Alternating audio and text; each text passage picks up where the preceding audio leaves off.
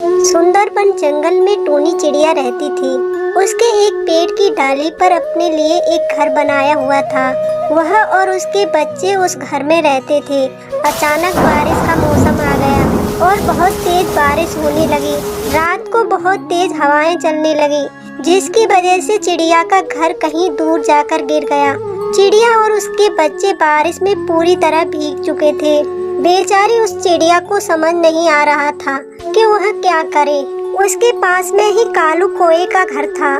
टूनी उसके घर गई और उसके घर का दरवाजा खटखटाया। कहा, कोआ जी, क्या आपके घर में हमें थोड़ी देर के लिए जगह मिल सकती है?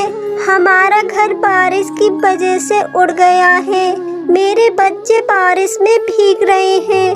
दरवाजा खोलो। कालू ने कहा, तो मैं क्या करूं? टूनी चिड़िया बोली, बारिश के रुकने तक हम तुम्हारे घर में रुकेंगे। दरवाजा खोलो, मेरे बच्चे बहुत कांप रहे हैं। कालू कौवा बोला, मेरे बच्चे भी अभी अभी सोए हैं। अगर मैं दरवाजा खोल दूंगा तो ठंड की हवा की वजह से वह जाग जाएंगे। मैं दरवाजा नहीं खोल सकता।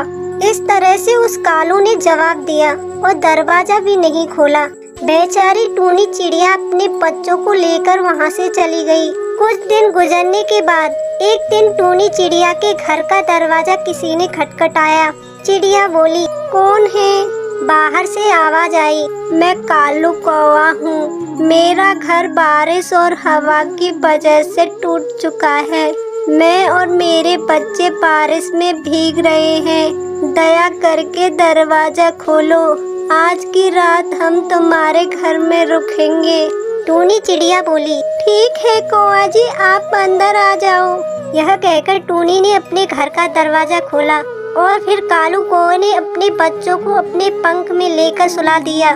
कुछ दिन पहले टूनी के साथ किए गया बर्ताव कालू कौवे को याद आ गया और वह बहुत शर्मिंदगी महसूस करने लगा और टूनी चिड़िया से बोला, मुझे माफ कर दो टूनी। इसी हालत में जब तुम मेरे पास आई थी तब मैंने तुम्हें अपने घर में आने नहीं दिया और न ही दरवाजा खोला था, लेकिन तुमने मेरे बच्चों को और मुझे अपने घर में जगह देकर बहुत बड़ा एहसान किया है। मैं तुम्हारा यह एहसान कभी नहीं भूलूंगा।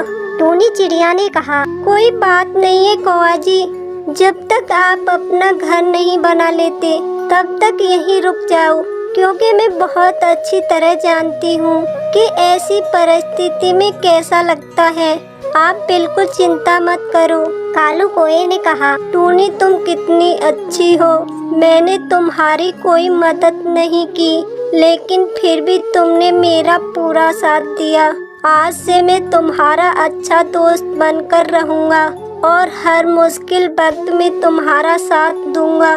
इस तरह से कालू कौवा और टूनी चिड़िया बहुत अच्छे दोस्त बन गए। कालू कौवे ने टूनी चिड़िया की कोई मदद न करने के बावजूद भी टूनी चिड़िया ने कालू कौवे की पूरी मदद की और अपनी अच्छाई साबित कर दी। इस कहानी से हमें यह सीख मिलती है कि हमें केवल मदद करने वाले की ही नहीं, बल्कि हमारी मदद न करने वाले की मदद करनी चाहिए, तभी वह हमारा भी साथ देते हैं।